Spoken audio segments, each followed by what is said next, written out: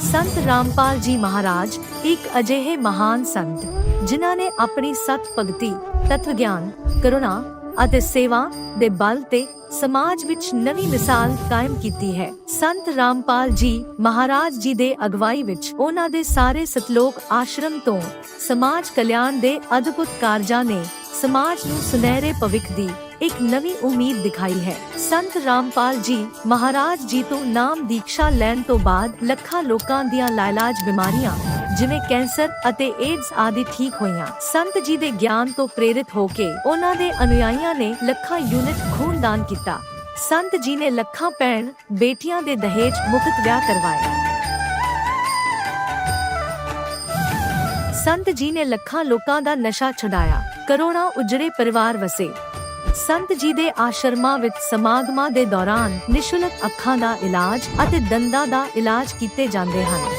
ਸੰਤ ਰਾਮਪਾਲ ਜੀ ਮਹਾਰਾਜ ਵੱਲੋਂ ਸਮੇਂ-ਸਮੇਂ ਤੇ ਵਾਤਾਵਰਣ ਸੰਭਾਲ ਮੁਹਿੰਮ ਦੇ ਤਹਿਤ ਵੱਡੇ ਪੱਧਰ ਤੇ ਰੁੱਖ ਲਗਾਏ ਜਾਂਦੇ ਹਨ। ਸੰਤ ਜੀ ਨੇ ਲੋੜਵੰਦਾਂ ਨੂੰ ਤੁਰੰਤ ਸਹਾਇਤਾ ਪਹੁੰਚਾਉਣ ਲਈ ਮੁਫਤ ਐਂਬੂਲੈਂਸ ਸੇਵਾ ਸ਼ੁਰੂ ਕੀਤੀ।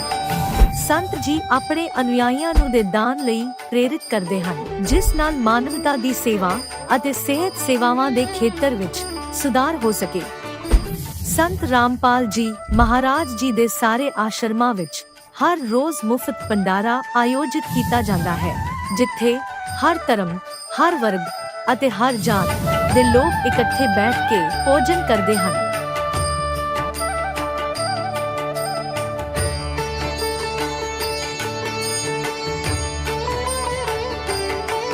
ਸੰਤ ਰਾਮਪਾਲ ਜੀ ਮਹਾਰਾਜ ਦੇ ਆਸ਼ਰਮਾਂ ਵਿੱਚ ਹਜ਼ਾਰਾਂ ਬਜ਼ੁਰਗਾਂ ਨੂੰ ਸਨਮਾਨ ਅਤੇ ਪਿਆਰ ਨਾਲ ਜੀਵਨ ਜਿਉਣ ਦਾ ਮੌਕਾ ਮਿਲਦਾ ਹੈ। ਉਹਨਾਂ ਦੇ ਖਾਣ, ਰਹਿਣ ਅਤੇ ਸਿਹਤ ਦੀ ਪੂਰੀ ਜ਼ਿੰਮੇਵਾਰੀ ਸੰਤ ਰਾਮਪਾਲ ਜੀ ਮਹਾਰਾਜ ਚੱਕਦੇ ਹਨ। ਅਨਾਥ ਬੱਚਿਆਂ ਲਈ ਸੰਤ ਰਾਮਪਾਲ ਜੀ ਮਹਾਰਾਜ ਦੇ ਸਾਰੇ ਆਸ਼ਰਮ ਕਿਸੇ ਵਰਦਾਨ ਤੋਂ ਘੱਟ ਨਹੀਂ ਹਨ। ਇੱਥੇ ਉਹਨਾਂ ਨੂੰ ਪੜ੍ਹਾਈ, ਸੰਸਕਾਰ ਅਤੇ ਭਵਿੱਖ ਲਈ ਬਿਹਤਰ ਮੌਕੇ ਪ੍ਰਦਾਨ ਕੀਤੇ ਜਾਂਦੇ ਹਨ। ਚਾਹੇ ਹੜ੍ਹ ਹੋਵੇ, ਭੂਚਾਲ ਹੋਵੇ ਜਾਂ ਮਹਾਮਾਰੀ, ਸੰਤ ਰਾਮਪਾਲ ਜੀ ਮਹਾਰਾਜ ਅਤੇ ਉਹਨਾਂ ਦੇ ਅਨੁਯਾਈ ਲੋੜਵੰਦਾਂ ਲਈ ਸਭ ਤੋਂ ਅੱਗੇ ਖੜੇ ਰਹਿੰਦੇ ਹਨ। ਕੋਵਿਡ ਮਹਾਮਾਰੀ ਦੇ ਦੌਰਾਨ ਸੰਤ ਰਾਮਪਾਲ ਜੀ ਮਹਾਰਾਜ ਦੇ ਆਸ਼ਰਮਾਂ ਤੋਂ ਕਰੋੜਾਂ ਲੋਕਾਂ ਲਈ ਖਾਣਾ, ਦਵਾਈਆਂ ਅਤੇ ਜੀਵਨ ਰੱਖਿਅਕ ਸਮੱਗਰੀ ਉਪਲਬਧ ਕਰਵਾਈ ਗਈ। ਚਾਹੇ ਗਰੀਬਾਂ ਦੀ ਮਦਦ ਹੋਵੇ ਜਾਂ ਸ਼ੋਸ਼ਿਤ ਅਤੇ ਪੀੜਿਤ ਵਰਗ ਦੇ ਹੱਕਾਂ ਅਤੇ ਸਨਮਾਨ ਦੀ ਲੜਾਈ, ਸੰਤ ਰਾਮਪਾਲ ਜੀ ਮਹਾਰਾਜ ਨੇ ਹਮੇਸ਼ਾ ਹੀ ਉਹਨਾਂ ਦੀ ਦਬੀ ਆਵਾਜ਼ ਨੂੰ ਸਰਕਾਰਾਂ ਤੱਕ ਪਹੁੰਚਾਇਆ ਹੈ ਅਤੇ ਉਹਨਾਂ ਨੂੰ ਉਚਿਤ ਨਿਆਂ ਦਿਵਾਉਣ ਵਿੱਚ ਅਹਿਮ ਭੂਮਿਕਾ ਨਿਭਾਈ ਹੈ। ਸਮਾਜ ਵਿੱਚ ਅਧਿਆਤਮਿਕ ਅਤੇ ਸਮਾਜਿਕ ਮੁੱਲਾਂ ਪ੍ਰਤੀ ਜਾਗਰੂਕਤਾ ਲਿਆਉਣ ਲਈ ਸੰਤ ਰਾਮਪਾਲ ਜੀ ਮਹਾਰਾਜ ਹਰ ਕਦਮ ਤੇ ਮਾਨਵਤਾ ਦੇ ਸੱਚੇ ਸੇਵਕ ਸਾਬਤ ਹੋਏ ਹਨ। ਸੰਤ ਰਾਮਪਾਲ ਜੀ ਮਹਾਰਾਜ ਦਾ ਜੀਵਨ ਸਾਨੂੰ ਸਿਖਾਉਂਦਾ ਹੈ ਕਿ ਸੱਚੀ ਸੇਵਾ ਉਹੀ ਸੇਵਾ ਹੈ ਜੋ ਨਿਸਵਾਰਥ ਭਾਵ ਨਾਲ ਕੀਤੀ ਜਾਵੇ। ਆਓ ਅਸੀਂ ਵੀ ਇਸ ਸੇਵਾ ਦੇ ਮਹਾਨ ਕਾਰਜ ਵਿੱਚ ਇਸ ਮਹਾਨ ਸੰਤ ਨਾਲ ਜੁੜੀਏ ਅਤੇ ਸੰਤ ਰਾਮਪਾਲ ਜੀ ਮਹਾਰਾਜ ਤੋਂ ਨਾਮ ਉਪਦੇਸ਼ ਲੈ ਕੇ ਆਪਣੇ ਜੀਵਨ ਨੂੰ ਧਨ ਬਣਾਈਏ।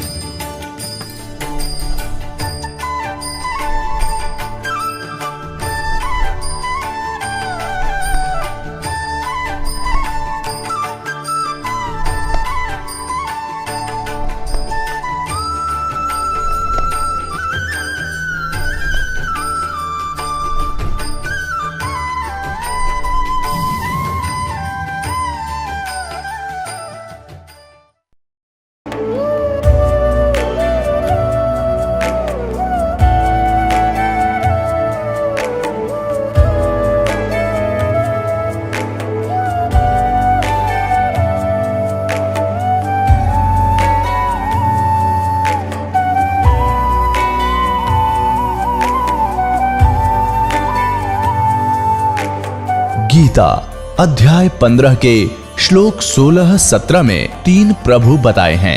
ये 3 प्रभु कौन हैं? किस प्रभु की शरण में जाने के पश्चात जन्म और मरण समाप्त हो सकता है? 3 प्रभुओं में सबसे उत्तम परमात्मा कौन है? कैसा है? उसका क्या नाम है? इन सभी गूढ़ रहस्यों को जानने के लिए अवश्य सुनिए जगत गुरु तत्वदर्शी संत रामपाल जी महाराज के अमृत वचन। नमस्कार दर्शकों, क्या नशा करना वाकई में सही होता है? आपने काफी लोगों को नशा करते हुए देखा होगा और उनका आचरण भी देखा होगा। नशा करने वाले के घर परिवार में अक्सर क्लेश होता है। इतना ही नहीं, कई लोग नशा इसलिए करते हैं ताकि उनका दुख दर्द कम हो सके। आखिर क्यों भगवान की भक्ति करते हुए भी ऐसे दुख सुखी जीवन के दरवाजे बंद कर अंत तक लाकर त्याग देते हैं और उस इंसान को आत्महत्या करने के लिए मजबूर कर देते हैं?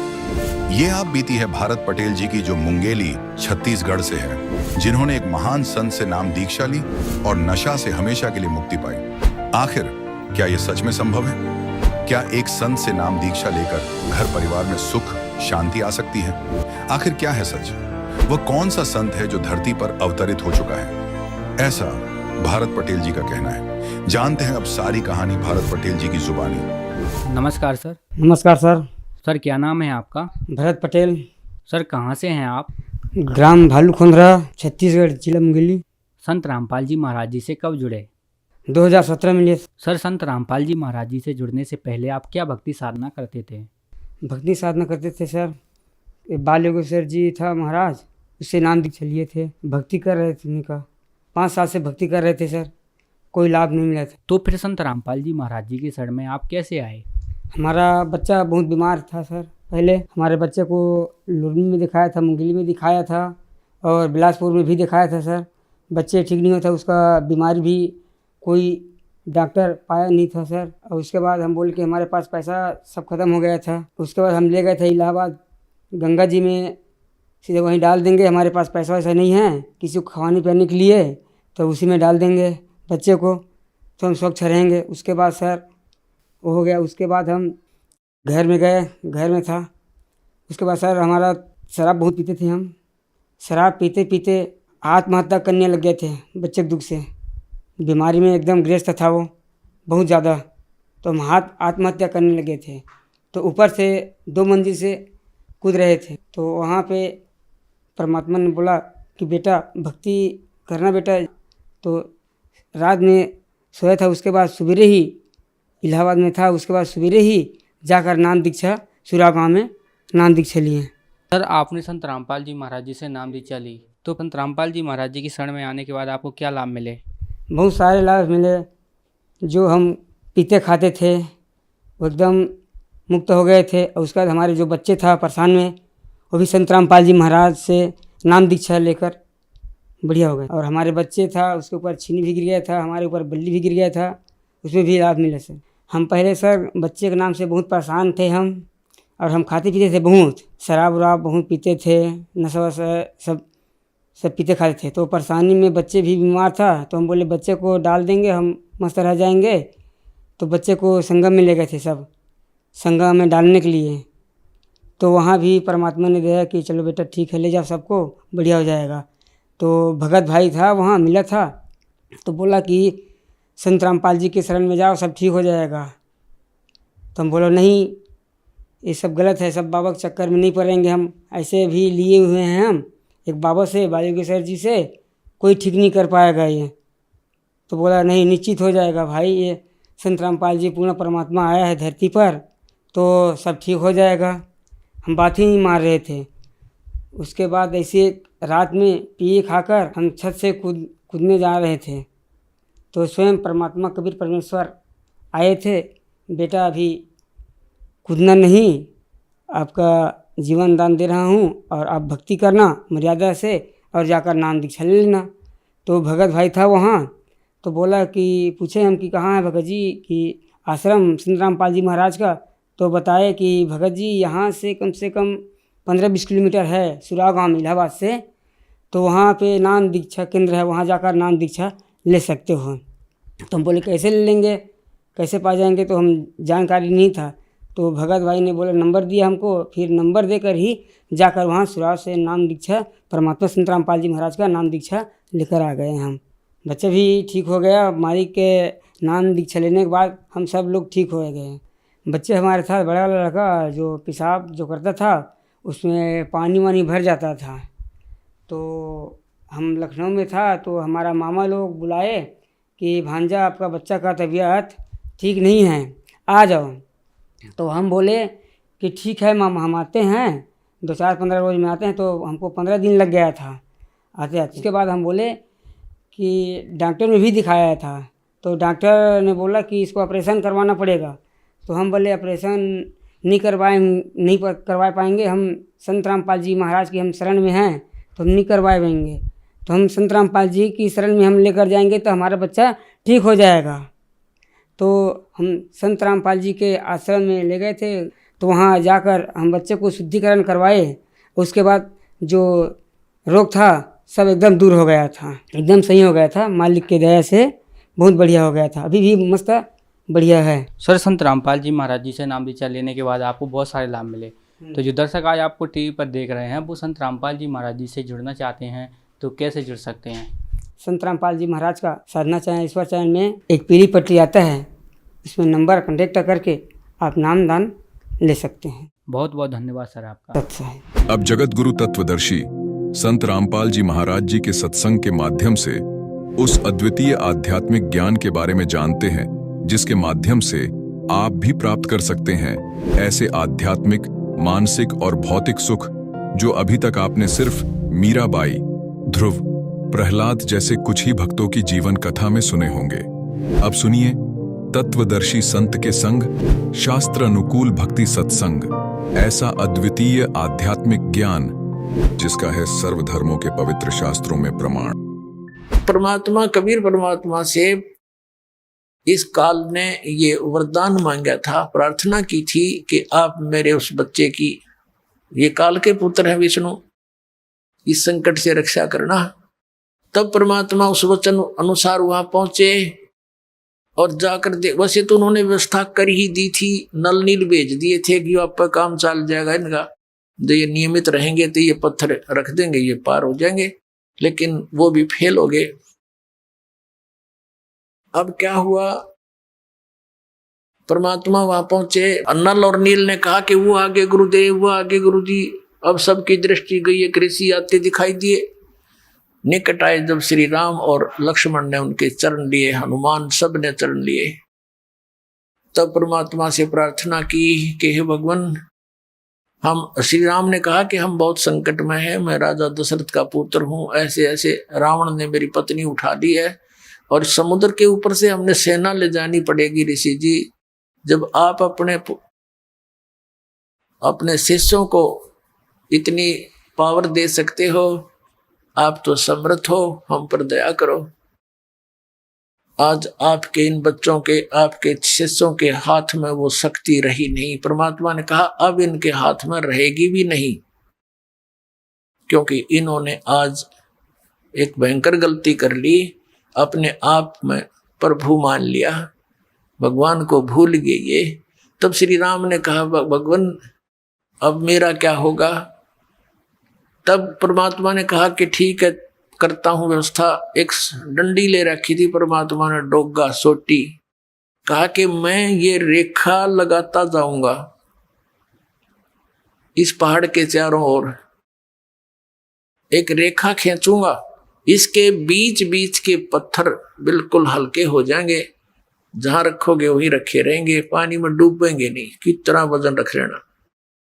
अब परमात्मा ने क्या किया, एक सोटी लेकर उस एक बहुत बड़े पर्वत के चारों ओर से घुमा दी, जो उसके निकट ही था, और परमात्मा ने कहा कि उठाओ पहाड़ और पत्थर और प्रयोग करो। अब नल और नील ये शिल्पकार भी थे, राज थे, मिस्त्री भी थे, ये उन पत्थरों को छोल छाल कर और फिर सेट करना भी जानते थे। अब क्या हुआ, वो पत्थर उठा के लाए, देखा रख के, इतना भारा पत्थर ऊट पटांग सा ओ रख दिया, वो भी ना डूबया, ऐसे तरह ऊपरे रखा हुआ नौकर। तो सबको विश्वास हो गया कि बन गई बात। अपना आत्माओं अनुमान, जैसे हमारे ये अध्यात्म मार्ग में आप कति जीरो हो चुके हो, और दास भी उसी स्थिति में था। अब दास को सतगुरु मिल गए, कहते पीछे लग गया जाऊं था मैं लोक वेद के साथ, रास्ते में सतगुरु मिल गए, दीपक दे दिया हाथ। अब ये इतना बड़ा अध्यात्म मार्ग है कि जैसे हम सत साहिब बोलते हैं और पहले राम राम बोलते थे, इसका कारण क्या था, ये मंत्र जाप करने का नहीं था, ये केवल याद दिलाने का होता है कि भाई इस संसार में भगवान बिना कुछ नहीं, और जो गुरुजी ने मंत्र दे रखा है उसकी भूल ना पड़े। जैसे आप देखा करते, अब तो यह बात बिगड़ती जा रही है, नास्तिक होने जा रहा है पूरा मानव समाज, काल का दाव लग गया था। तो पहले हम देखते थे जैसे सुबह या कभी घूमने फ्रेश होने जाते थे, आने जाने वाले मिलते थे, एक दूसरे को राम राम राम राम चाचा, वो 3-4 बार बोला करता राम राम भाई, राम राम राम, हाँ राम राम। अब ये तो एक औपचारिकता बन गई थी, लेकिन ये स्टार्ट कहाँ से हुई थी? ये ऐसे होता है कि ये मंत्र जो गुरुजी देते हैं ये अपने मुख से दूसरे को बोलकर सुनाना नहीं होता, नहीं तो फिर उसको सुनाने से आप उसके गुरु बन गए, आपकी भक्ति नाश होनी शुरू हो जाएगी। तो इसलिए उसको ये भी नहीं कह सकते कि आप इस मंत्र का जाप करा करो, गुरुजी ने बता रखा है। गुरु जैसे प्रत्येक व्यक्ति को सलाह दी जाती है कि प्रतिदिन भगवान को याद करो, मंत्र का जाप करो, भूल ना पड़े, संसारिक कामों में भूल ना पड़नी चाहिए, भगवान को याद रखा करो। तो एक नियम बना रखा था गुरुओं ने कि अभी ये कोड वर्ड है, और रास्ते में जब कोई संसारिक विचारों में ग्रस्त व्यक्ति आ रहा हो और उसको बोल दिया जाए कि राम राम भाई, तो वो समझ जाता था कि ये क्या कहना चाहता है, कि ये नू कह है भगवान बजले, गुरुजी ने जो मंत्र दे रखा है उसका जाप कर, ये संसारिक उलझेड़ों में मत पड़ तू, यही भगवान का नाम ही इन संकटों से जो विचार तू कर रहा है इनसे निवारण करेगा। तो वो भूल पड़ी हुई उसके चेतन हो जाता था, और कुछ देर तक वो फिर उस मंत्र को जाप करता हुआ सफर में चलता रहता था।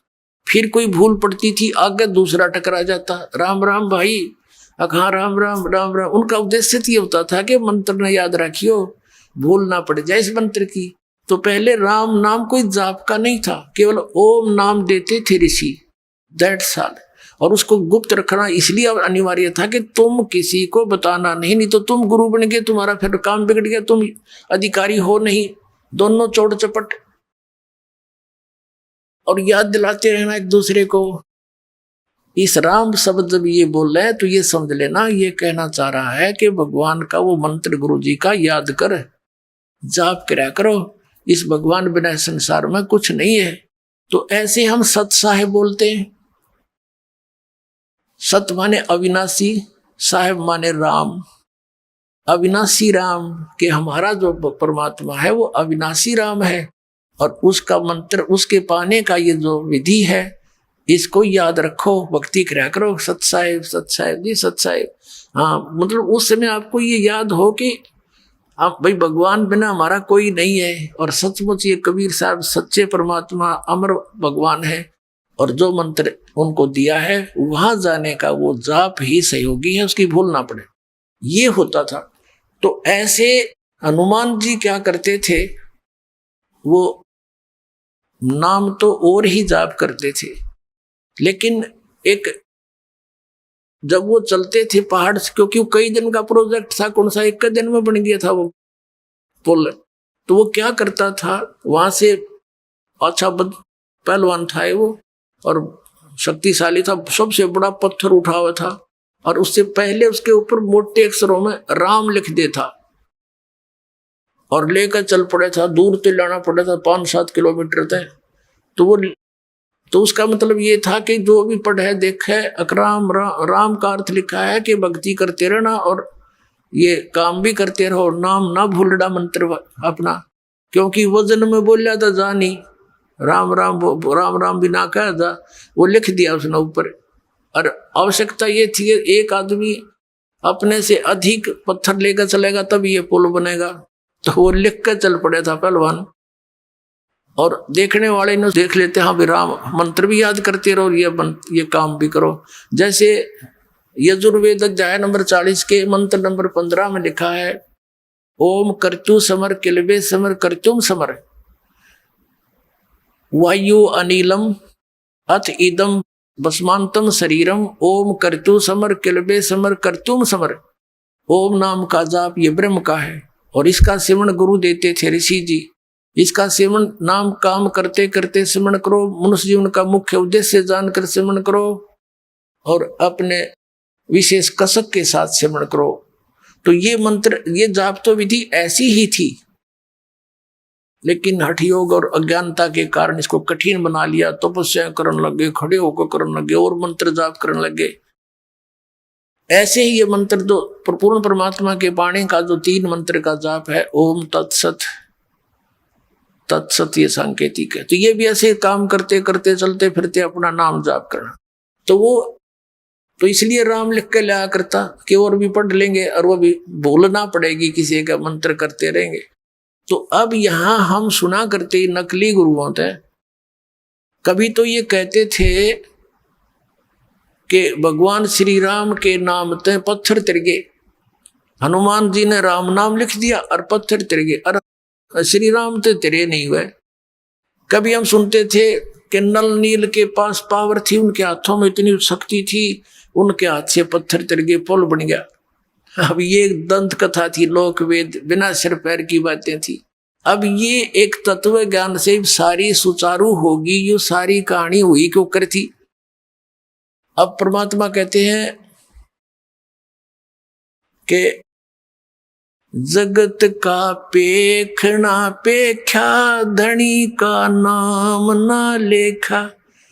जो करने वाला था उसका कहते नाम भी नहीं, किसा जिक्र भी नहीं, और उसकी एक दूसरे पर सिर पर रख दिया कि उसने, उससे पत्थर तिरे थे, उसके नाम तो पत्थर तिर गए।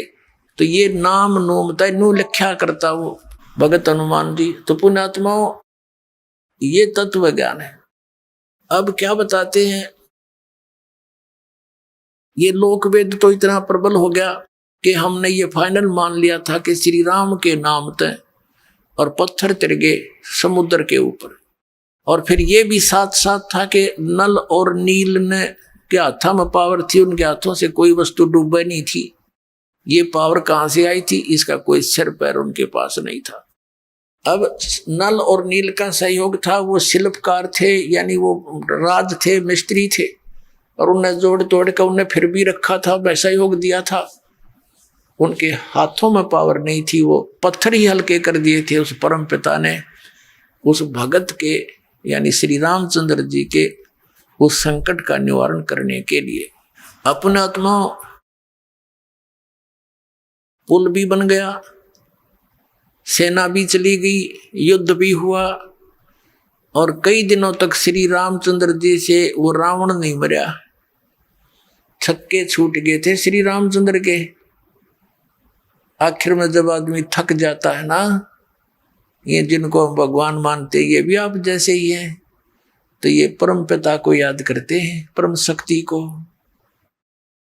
अब उस समय वो शक्ति उनकी मदद करती है जो कभी उस मालिक की शरण में रहे हों, और उनके पूर्व जन्म के यानी कोई संचित कर्मों में भी कोई पुण्य ऐसा शेष हो, उसको भी परमात्मा अपनी पावर से क्रेडिट दिला देते हैं, और स्वयं ही फिर उस क्रिया को आके करते हैं। अब जब कति छक्के छूट लिए रामचंद्र जी के, ना वो तीर कहीं मारे मरे नहीं, और विभीषण ने बता दिया इसकी नाभि में अमृत है, वह मारो। रावण भी सूरवीर था, कई दिन तक उसने उसके बाणों को निकट भी नहीं आने दिया नाभि के श्री राम के। तो तब वो हताश हो गया था। तब परमात्मा गुप्त रूप में प्रकट हुए और फिर आशीर्वाद दिया उस राम का कि कर काम ही लगेगा।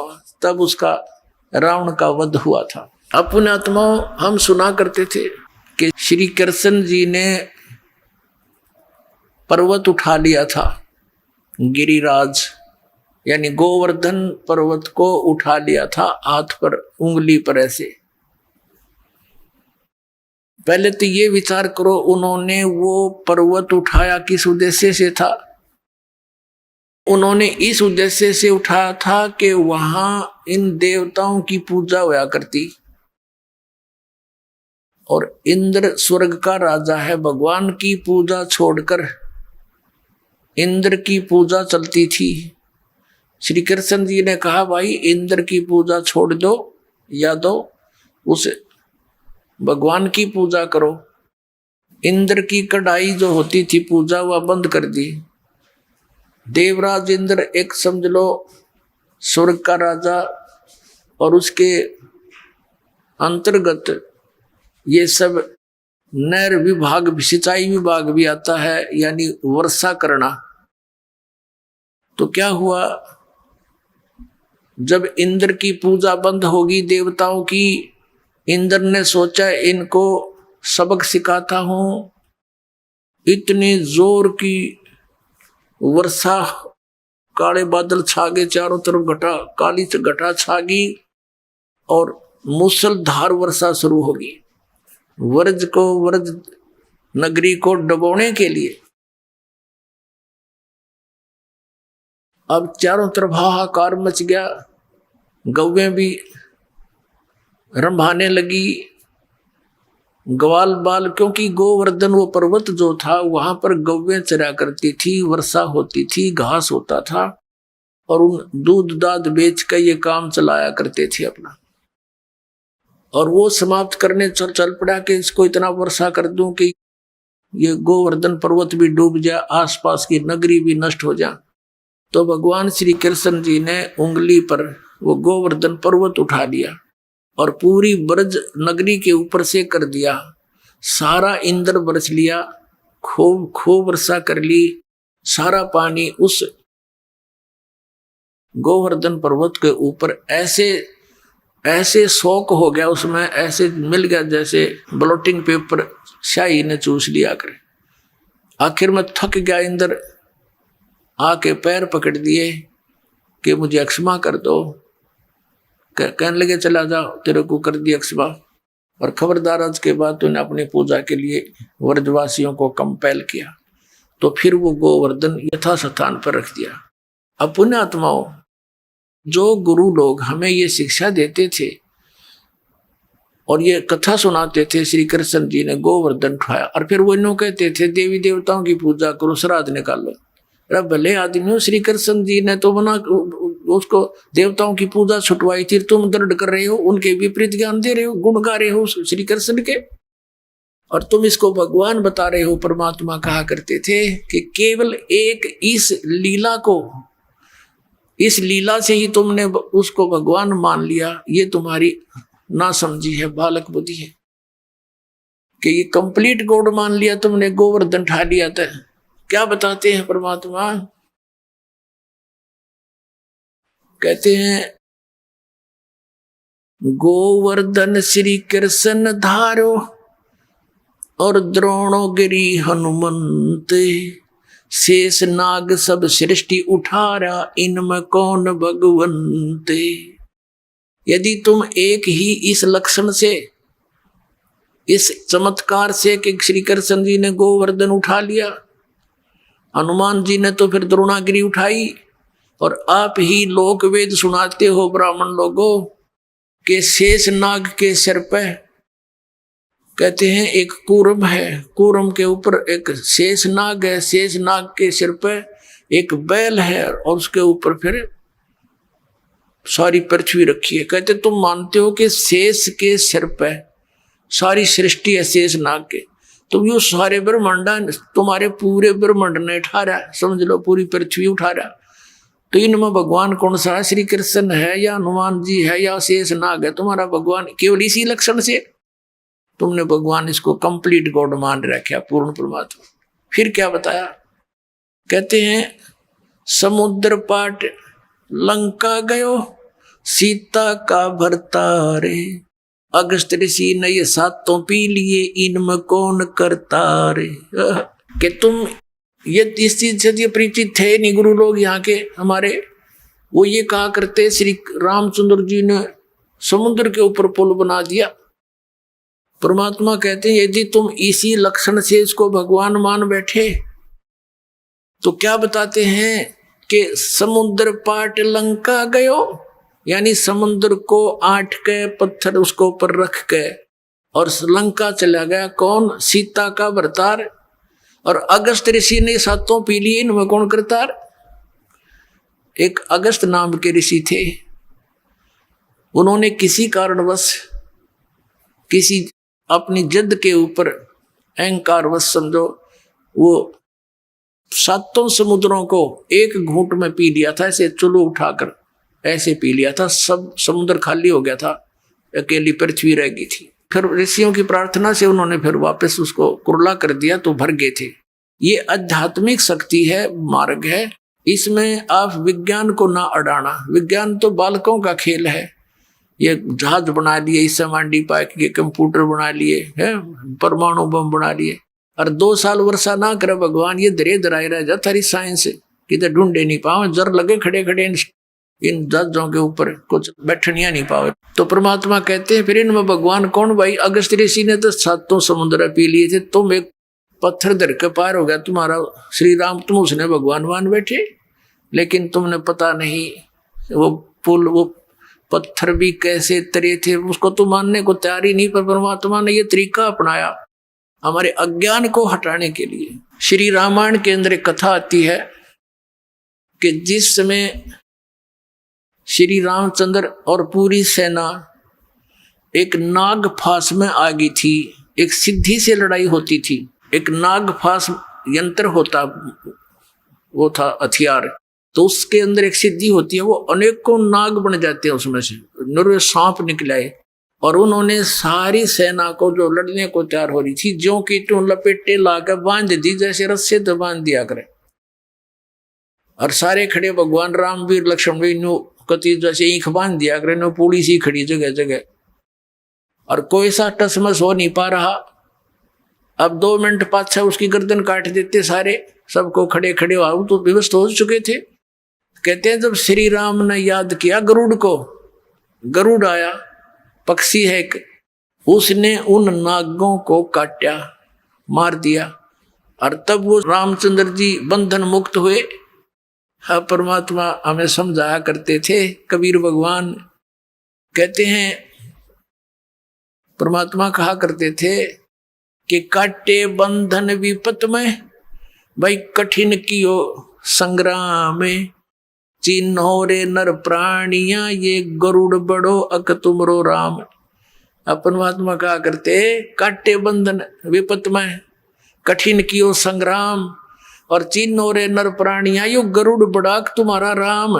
ये कौन सा भगवान है इनमें बताई? वो तो बंजा खड़ा थारा भगवान, तो और गरुड़ नाक उसकी सहयोग करी, तो कौन सा परमात्मा तो इसमें? तो इस तरह के तर्क देकर भगवान ने खूब समझाना चाहा कबीर परमात्मा ने, पर हमारी बुद्धि पर पत्थर डाल रखे थे इन अज्ञानी ऋषियों ने। अपने आत्माओं, ये त्रेता युग में जो भगवान आए परमात्मा, ऐसी लीलाएं की, बहुत सी पुण्यात्माओं को मिले। चंद्र विजय भाट का जो परिवार था वो पार किया, मंदोदरी पार हुई। अपनात्माओं एक विचारणीय विषय है। यहाँ पर परमेश्वर के सूक्ष्म वेद में अपनी द्वारा वर्णित उस सुचिदानंद घन ब्रह्म वाणी में, कबीर वाणी में कहा है, जैतन राजपाट भी चाहिए अमरा दर ले ध्यान। लेकिन ये राजपाट अच्छी चीज नहीं है, फिर भी तेने नहीं, तेरे पे मानना, कोई तेरा मन नहीं मान रहा है और तूने यहाँ धक्के खाने हैं, तो वो वस्तु जो तेरे भाग में नहीं है वो हम दे सकते। अब जैसे जिस लंका को पाने के लिए रावण ने कितनी तपस्या की, अपनी यहाँ तक धड़ काट दिया, 10 बार श्री शंकर भगवान जी के लिए, अब उसको वो लंका दे दी, सोने की नगरी बन गई, और वरदान दे दिया, 10 बार शीश दिया था, 10 बार ही रामचंद्र जी ने उसका सिर काटा था, 10 बार फिर उग गया था। उसका जितना दिया था उतना ही दे सकते हैं, ये भगवान अधिक कम नहीं कर सकते।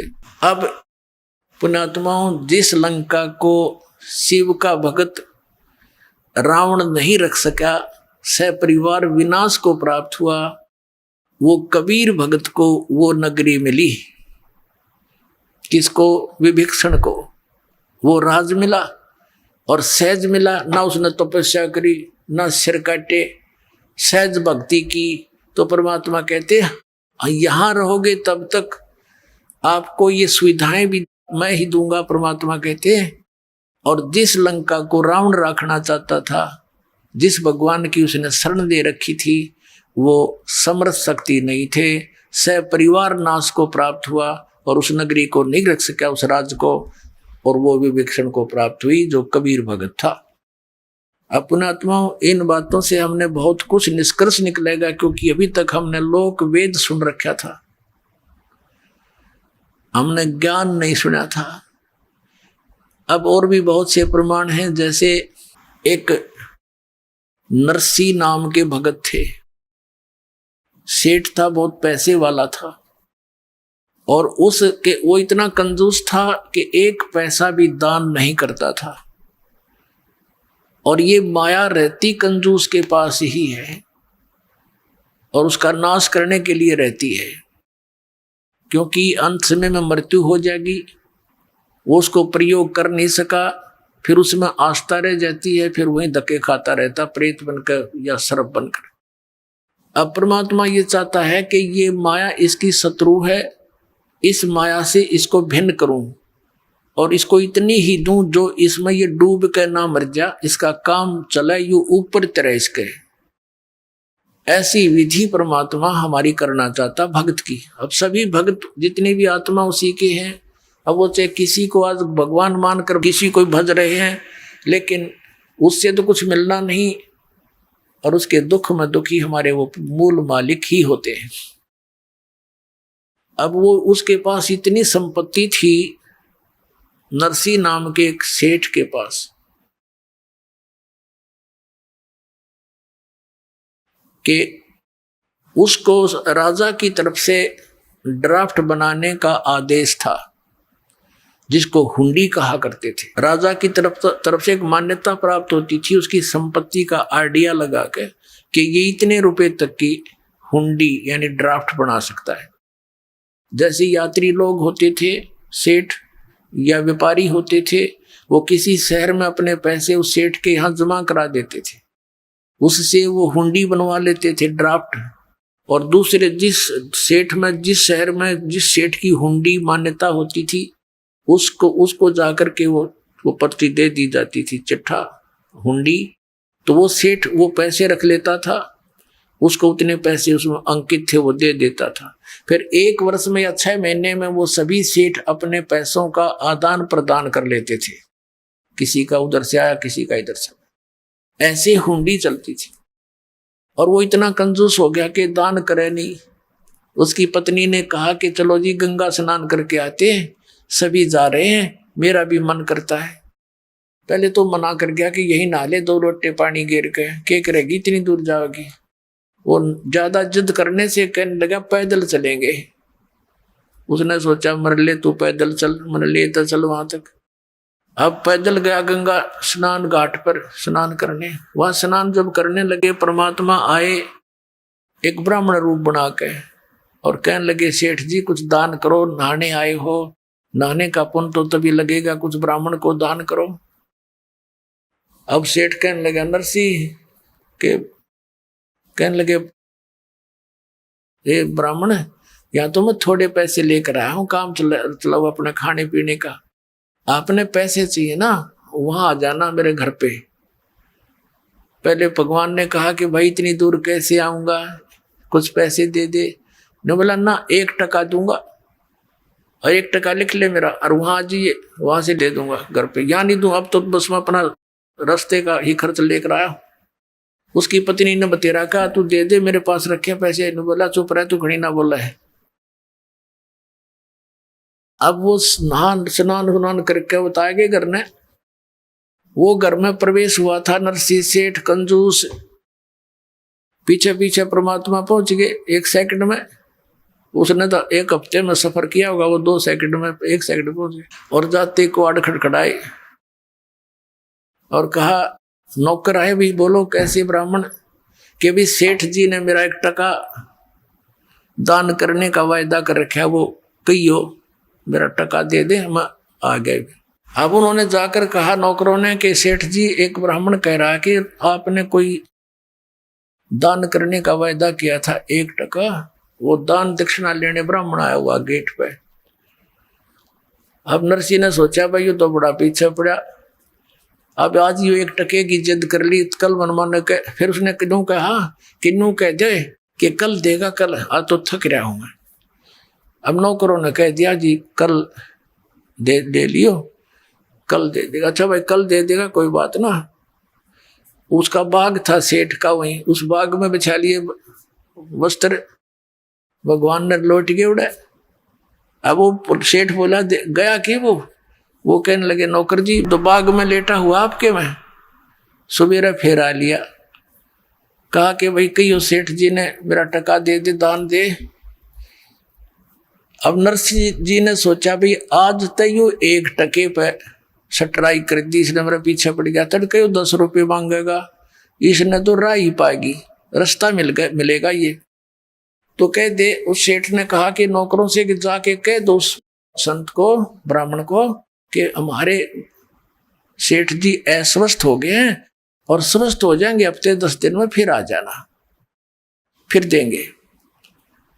अब उन्होंने आकर आदेश सुना दिया। परमात्मा बोले भाई ठीक है, फिर क्या आया है, फिर तो इतनी दूर से कहाँ आया जाता है, स्वस्थ हो जाएंगे तब दे देंगे। वहीं फिर जा बिछाया वस्त्र बाग में।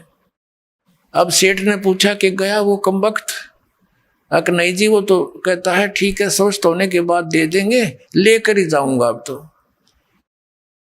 अब सेठ ने सोचा भाई अच्छा भूत चिपका। उसने अपने नौकरों से कहा 2-3 दिन के बाद कि यूं कह दो कि सेठ जी मर गया। अब नौकरों ने जाके कह दिया भाई ब्राह्मण ए विप्र जी, हमारे सेठ का देहांत हो गया, बड़ी बुरी हुई, थक कर आए थे, सफर वहां आए थे, ऐसे ऐसे अस्वस्थ हो गए, मर गए होते। परमात्मा बोले भाई कोई बात ना, हमारा यजमान था, अब तो लकड़ी दिलाकर ही जाऊंगा, अब ऐसे थोड़ा जाऊंगा, उसको तो लकड़ी दिलाकर ही जाऊंगा। अब उन्होंने बता दिया सेठ को कि भाई ऐसे ऐसे वो तो यूं कहे, लकड़ी दिलाकर ही जाऊंगा। सेठ ने कहा तुम यूं करो, मेरी अर्थी तैयार करो और लकड़ियां ढोना शुरू कर दो। अब उनके नौकरों ने 5-7 लगे, वो लकड़ी ढोने लग गए। अब इतना बड़ा सेठ मर जा तो सारा गांव न इकट्ठा हो जा, पूरक बना रहे हो।